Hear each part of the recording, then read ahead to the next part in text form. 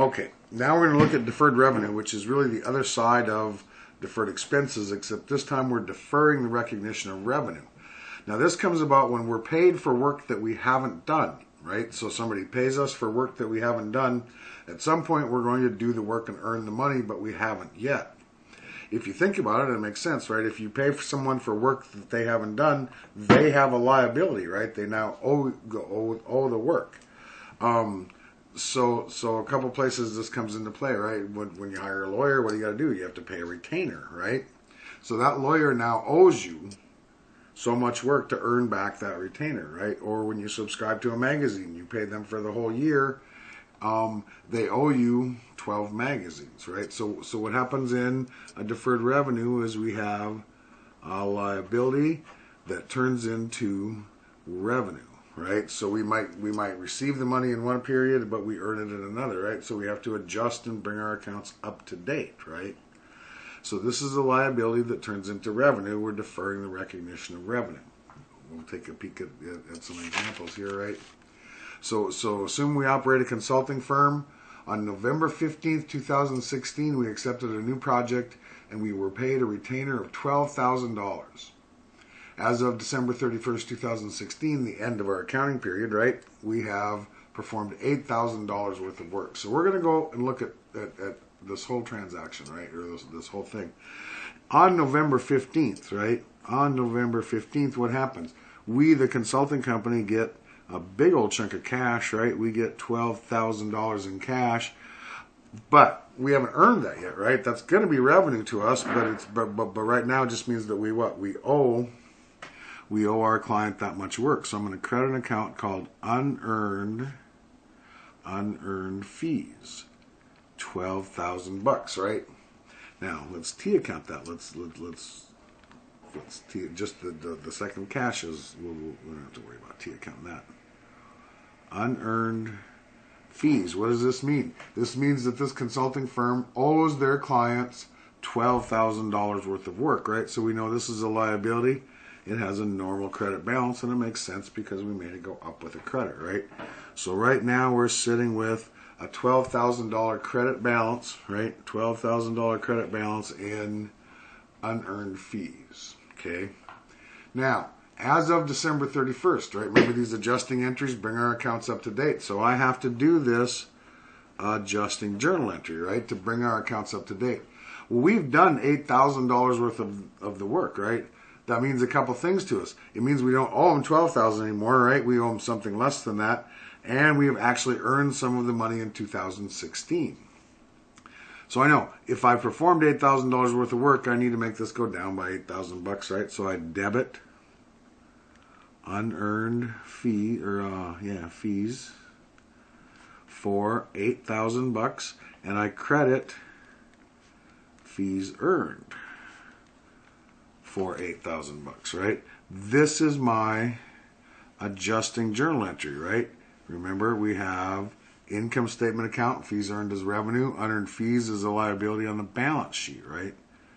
Let's T account the fees earned. Remember, this is a revenue account, credit balance, right? So unearned fees gets a debit of $8,000, right? So we know that the ending balance of this account is $4,000, right? That means we owe them $4,000 worth of work. And I have recognized $8,000 in revenue, right? So here was the balance before adjustment, the balance that shows on the trial balance. This is the amount of the adjusting journal entry, and that's the ending balance in the account, right? So now I've accounted for the fact that we were paid for work that we hadn't done, right? And that we actually went and earned some of that money, right? Tricky thing about this, unearned fees, remember, is a liability credit balance account, but it still follows the same scheme, right? Trial balance, the adjusting entry, and the ending balance. This device works really good on the deferrals, right? Not as good on the accruals. The adjusting journal entry is what? Debit to our liability unearned fees, credit to our revenue account fees earned, income statement, right? And the balance sheet. So that is the one of the examples of deferred revenue, right? let's look real quick. I have another example, and I think this one will help us a little. This is sometimes tricky to get, right? So we're going to do another little exercise. We are a property management company, right? One of our tenants paid us 3 months rent in advance on November 1st, right? $4,500.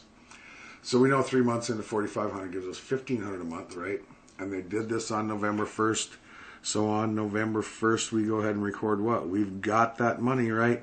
But we haven't earned a lick of that rent on November 1st. We owe them a place to exist or whatever it is. So we credit an account called unearned rent, right? So now $4,500.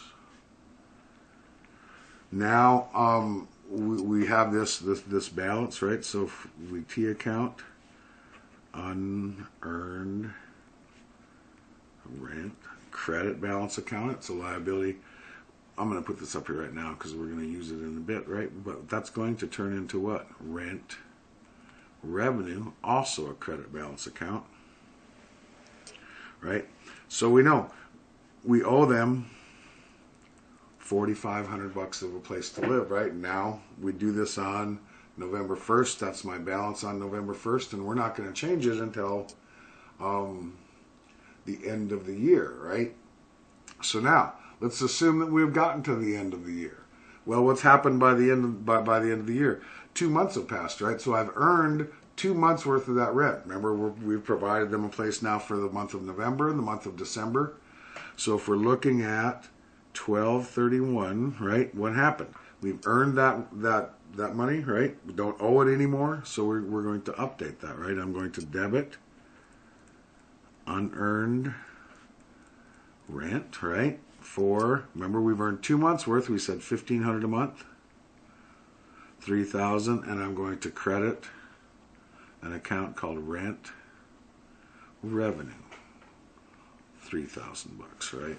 This is my adjusting journal entry, okay? Let's post it. $3,000 debit. So my balance goes to $1,500, right?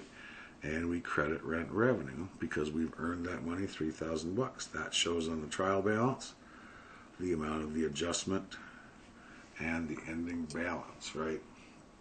So that's an example of a deferred revenue. Deferred revenue is a liability that turns into revenue through the earning process, right? Liability turns into revenue. Defer the recognition of revenue.